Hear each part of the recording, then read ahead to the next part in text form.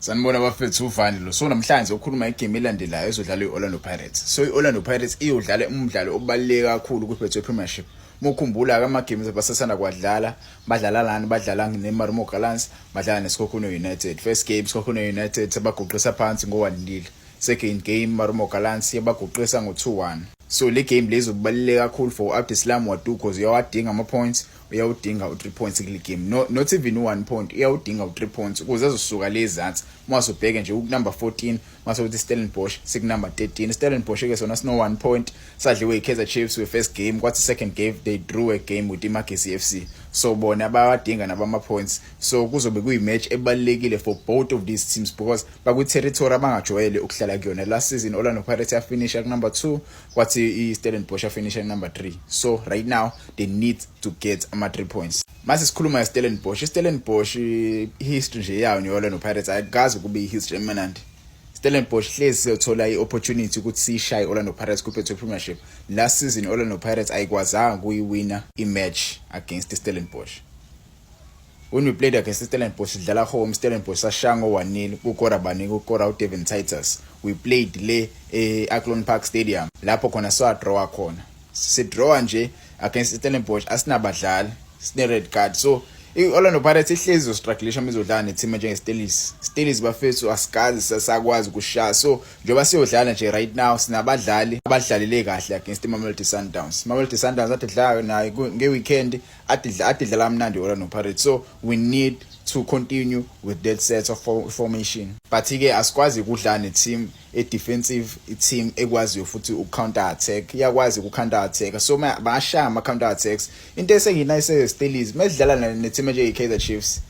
When they play against the Kaizer Chiefs, they tend to lose the guard. They tend to underestimate the Kaizer Chiefs because the Kaizer Chiefs ihlezi zoyishaya Stellies. The past 5 meetings between Stellies and Kaizer Chiefs, ihlezi Stellies so ihlezi iKaizer Chiefs njalo izowina. So when I look at Stellies ngempela siyangimangaza mina because when we play against Stellies sisitha back mase thina siloku sihlahlela mase beshaya counter attack bashaya igoal. Iyona ndlela iStellies esikwazi ukushaya ngaso iOrlando Pirates.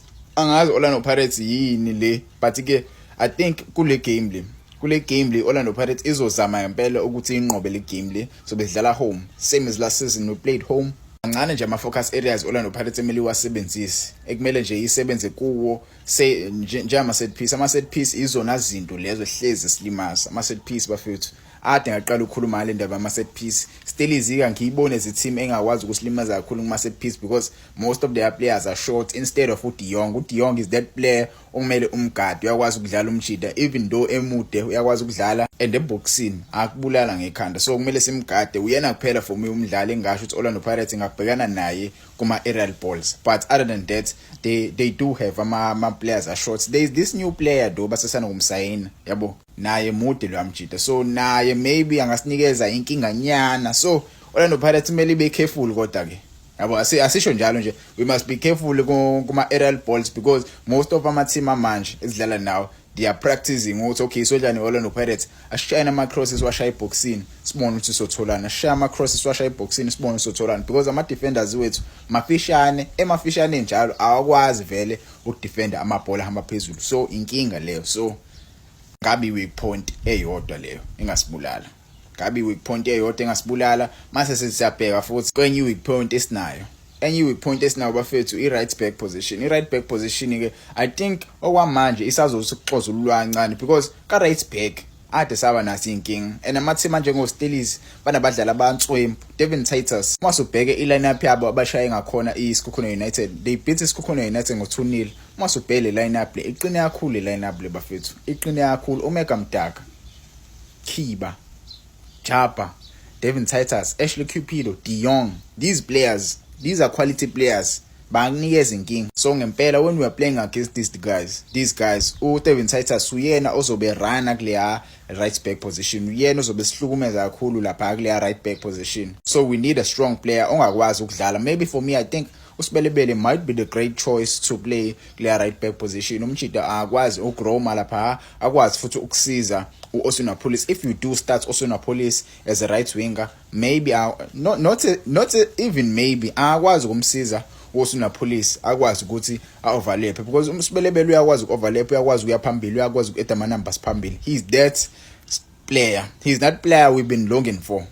Yabo ulo mdlala esikade sasimfuna. I think right now sesimtholile, usengakwazi ukudlalisana no Dion Hotto because Dion Hotto udlala as a left wing back, now Sibelebele udlala as a right wing back, uyakwazi futhi ukudlala as a right winger. So umchita impela ngakwazi ukusisiza kule position. Yabo.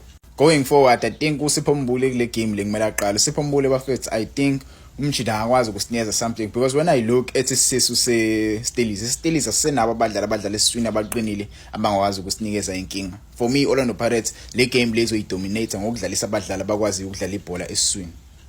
We must field our ball playing midfielders, abantu abazokwazi ukurotate ibhola, abazokwazi ukudismantle i-defense ye-Steelers phela bafethu sine defense eqinile, but they do make mistakes from time to time. So we need to get ama ball playing midfielders abazokwazi ukuphushela ibhola phambili, create space, ama forwards ethu akwazi ukuthola amagoli. They like to start ibhola from the back, so playing abadlali abanjengoMakgopa, playing abadlali abanjengo-Osuna Police might give us an edge, might give us an opportunity to beat them. Athi sagcina ukubashaya, so kumele ngempela sibashaye. These are potentially our opponents in the final.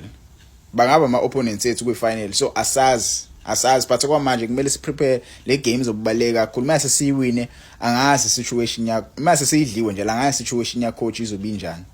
Mase nje idliwe 3 games in a row kwi-Betway Premiership, i-situation yakho coach izobe inzima kakhulu. Coach ngempela angabe pheka elindele igame iSundowns second leg, but nje mase adliwe le game angabe pheka mfethu because izinto ngempela zinzima right now, zinzima ngempela izinto. Coach, this is your must win game.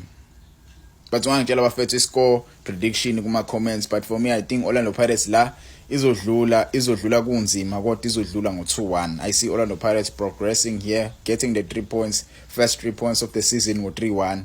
It's a tough opponent. Let's be honest, it's a tough opponent. No one can predict game kanje, but ke mina I can say the Bucks will make us proud. The Bucks will go and win this game playing home after a beautiful match with the Mamelodi Sundowns. So I see them winning. Angas. But anything can happen, bafethu. Anything can happen. Coach angimele asibuyisele that same lineup ayisidlalisela yona against Oskukun, against Marumo Gallants. We need these players. We need ama players esiwafunayo. Coach, you must listen to us. Ubonile ngosikhathi sizidlala neMamelodi Sundowns, uzamile ukusilalela wadlalisa abadlali abajwayele ukudlala. You saw what kind of football we played. Even though the boys didn't win that game, but you saw. So Steelers versus Orlando Pirates, who are you taking?